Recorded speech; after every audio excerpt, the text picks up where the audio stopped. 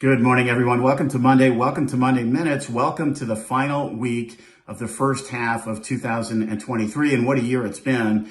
Now, our feeling heading in, tactical and practical, we certainly had strong conviction that the mark-to-market activity that we had in 2022 really across the globe would in some way, shape, or form likely rear its head. We call them minefields in 2023, not knowing obviously exactly where it would surface. Back to March of 2023, a very scary pocket of time for markets. And we've really spent the last couple of months working off some of those conditions, not to suggest by any stretch of the imagination that we think we're entirely out of the woods with regard to some of the issues that we saw on the banking side and potentially other minefields that could pop up in the course of 2023. But the sentiment has felt better, and volatility has really come down across asset classes. Whether you look at equities, whether you look at credit, you look at rates, certainly volatility has come down. So there's room for caution here, without question, when we look at some of these volatility levels relative to where we were back in March and the steam that we've worked off over the last couple of months.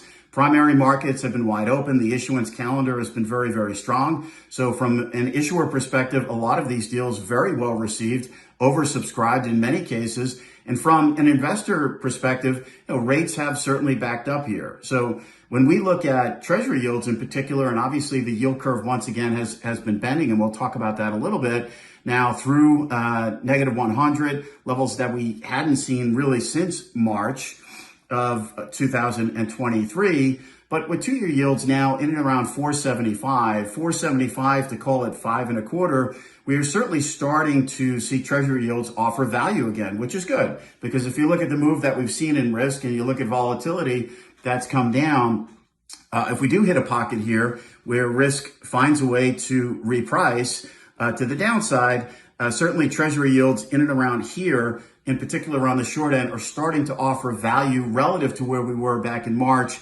call it 350. Rate cut fever obviously being priced out here as the Fed pushes back. Coming out of last week, Chair Powell, the need for speed is clearly no longer there. So he reiterates what we heard in the June press conference, which is that the Fed went very hard, very aggressive in 2022 into 2023, and that need for speed is no longer there. So where is that final end game, the terminal rate? That's what we're trying to find here.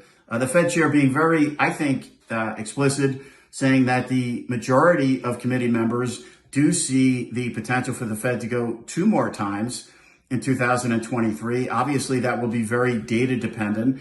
But if you look at where we're heading into the July meeting, we're certainly priced and skewing for the potential for another 25 basis points with a fair amount of data now between here and that end of July meeting. Point 2 coming out of Chair Powell's testimony was, capital and regulation. Certainly the GSIB banks are front and center here. The Fed is going to lean on the GSIB banks in light of what we're seeing with some of the weaker hands, if you will, or some of the fallout that we've seen on the smaller regional bank side.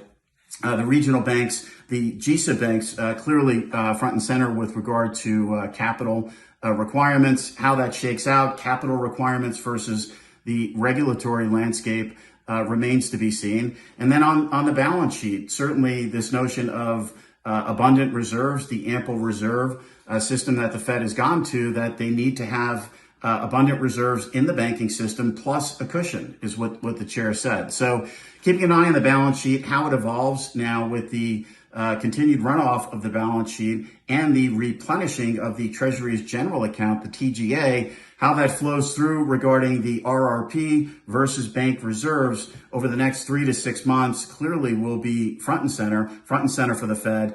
And the chair was very clear that they're watching that dynamic very, very closely. On the ground this week, plenty of data as we head into the 4th of July weekend. This will be our last Monday Minutes through the holiday weekend and the holiday week coming up. But the data in general has been relatively the same. We saw the PMIs late last week, the manufacturing side certainly presenting in recessionary territory, which is nothing new. And then the services side still holding up relatively strong. The highlight this week, we do get more housing data. The housing data in general seems to have bottomed and picked up a little bit.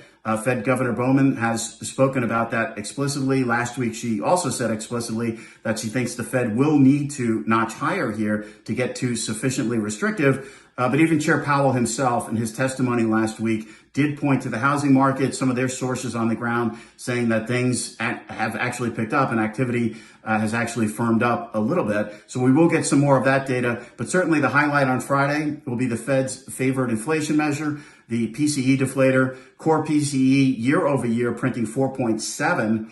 Last month's reading, certainly well above the Fed's 2% target.